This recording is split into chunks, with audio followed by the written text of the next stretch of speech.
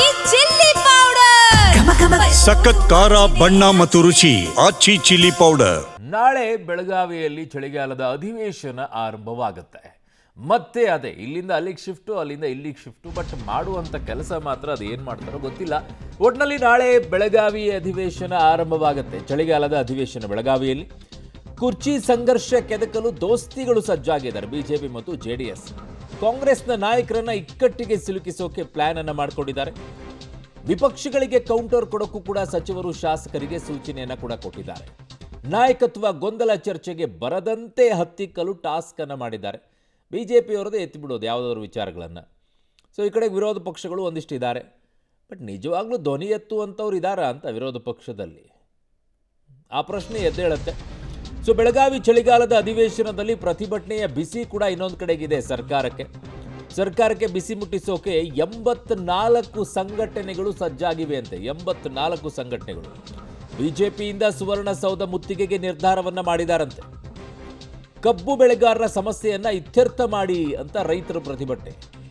ಸರ್ಕಾರಿ ನೇಮಕಾತಿಗಾಗಿ ಯುವ ಸಮೂಹ ಪ್ರತಿಭಟನೆಯನ್ನ ಮಾಡಕ್ ಮುಂದಾಗಿದೆ. ಯಾವುದು ಕಾಲ್ಫರ್ಮೆ ಮಾಡ್ತಾ ಇಲ್ಲ. ಪಂಚಮಸಾಲಿ ಸಮಾಜ ಮೌನ ಪ್ರತಿಭಟನೆಗೆ ತೀರ್ಮಾನವನ್ನ ಮಾಡಿದ್ದಾರೆ. ಸೊ ಹಾಗಾಗಿ ನಾಳೆಯಿಂದ ನಡೆಯುವಂಥ ಚಳಿಗಾಲದ ಅಧಿವೇಶನಕ್ಕೆ ತಯಾರಿ ಹೇಗಾಗಬೇಕು ಅದಕ್ಕಿಂತಲೂ ಹೆಚ್ಚಿನ ತಯಾರಿಯನ್ನು ವಿರೋಧ ಪಕ್ಷಗಳು ಮತ್ತು ಪ್ರತಿಭಟನೆ ಮಾಡೋರು ಕೂಡ ಮುಂದಾಗಿದ್ದಾರೆ. ಯಾವ ರೀತಿ ಸರ್ಕಾರವನ್ನು ಹತ್ತಿಕ್ಕಬೇಕು ಅನ್ನುವಂಥ ಯೋಚನೆ ವಿರೋಧ ಪಕ್ಷದವರು ಇದ್ದರೆ ಪ್ರತಿಭಟನೆ ಮಾಡೋಕ್ಕೂ ಮುಂದಾಗಿದ್ದಾರೆ. ನನ್ನ ಸಹೋದ್ಯೋಗಿ ಪೊಲಿಟಿಕಲ್ ಬ್ಯೂರೋಯಿಂದ ಸುಖೇಶ್ ನನ್ನ ಸಂಪರ್ಕಕ್ಕೆ ಸಿಗ್ತಾ ಇದ್ದಾರೆ. ಸುಖೇಶ್, ಏನೆಲ್ಲ ಈಗ ಅಧಿವೇಶನದಲ್ಲಿ ನಡೆಯುತ್ತೆ ಅನ್ನುವಂತಹ ಒಂದು ಚಿತ್ರಣ ಕಾಣ ಸಿಗ್ತಾ ಇದೆ ಅಂತ? ಖಂಡಿತ. ಮೊದಲನೇದಾಗಿ ವಿಪಕ್ಷಗಳ ಕೈಲಿ ಇರುವಂಥ ಮೊದಲ ಅಸ್ತ್ರ ಅಂದರೆ ಕುರ್ಚಿ ಕದನ. ಈ ಕುರ್ಚಿ ಕದನದಿಂದಾಗಿ ಆಡಳಿತ ಹಾಳಾಗಿದೆ, ಅಂದರೆ ಆಡಳಿತ ಸರಿಯಾಗಿ ಕೆಲಸ ಮಾಡ್ತಾ ಇಲ್ಲ, ಕಳೆದ ಒಂದೂವರೆ ತಿಂಗಳಿಂದ ಬರೀ ಇದೇ ಆಯಿತು ಅನ್ನುವಂಥ ಆರೋಪವನ್ನು ಮಾಡುವಂಥ ಸಾಧ್ಯತೆ ಇರುತ್ತೆ. ಹಾಗಾಗಿ ಇದೇ ಪ್ರಮುಖವಾಗಿ ಅವರು ಎತ್ಕೊಂಡಾಗ ಬೇರೆಲ್ಲ ವಿಚಾರಗಳು ಚರ್ಚೆಗೆ ಬರ್ತವೆ. ಲಾ ಆ್ಯಂಡ್ ಆರ್ಡರ್ ಇಂದ ಸೇರಿದಂತೆ ಕಾನೂನು ಸುವ್ಯವಸ್ಥೆಯಲ್ಲಿ ಸಮಸ್ಯೆ ಆಯಿತು ಅನ್ನೋಂಥದ್ದು, ಹೀಗೆ ಬೇರೆ ಬೇರೆ ವಿಚಾರಗಳನ್ನ ಕೈ ಎತ್ಕೊಳ್ಬೋದು. ಆದರೆ ಪ್ರಮುಖವಾಗಿ ಇದನ್ನೇ ಎತ್ಕೊಂಡಾಗ ಅದು ಸಹಜವಾಗಿ ರಾಜಕೀಯ ಜಟಾಪಟಿಗೆ ವೇದಿಕೆ ಆಗುವಂಥ ಸಾಧ್ಯತೆ ಇರುತ್ತೆ.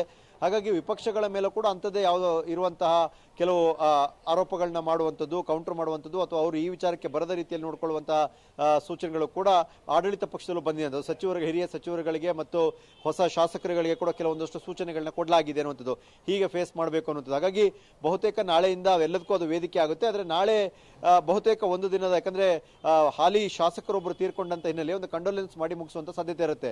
ಮಂಗಳವಾರದಿಂದ ಮತ್ತಷ್ಟು ಬಿಸಿ ಏರುವಂತ ಸಾಧ್ಯತೆ ಇರುತ್ತೆ. ಆದರೆ ಬಹುತೇಕ ಇಡೀ ಸದನದಲ್ಲಿ ಈ ಬಾರಿಯ ಕಲಾಪ ಕಾಂಗ್ರೆಸ್ನ ಕುರ್ಚಿ ಕದನ ಮತ್ತು ಬ್ರೇಕ್ಫಾಸ್ಟ್ ಮೀಟಿಂಗ್ ಇವೆಲ್ಲವೂ ಏನು ಗೊಂದಲಗಳಾಗ್ತದೆ, ಇದು ಆಡಳಿತದ ಮೇಲೆ ಹೇಗೆ ಪರಿಣಾಮ ಬೀರಿದೆ ಅನ್ನೋದನ್ನ ಪರಿಣಾಮಕಾರಿಯಾಗಿ ಸರ್ಕಾರದ ಮುಂದೆ ಇಡಬೇಕು, ಸರ್ಕಾರವನ್ನ ಮುಜುಗರಕ್ಕೆ ಸಿಲುಕಿಸಬೇಕು ಅನ್ನೋ ರೀತಿಯಲ್ಲಿ ವಿಪಕ್ಷಗಳು ಕೂಡ ಸಿದ್ಧವಾದಂತೆ ಕಾಣಿಸ್ತಾ ಇದೆ.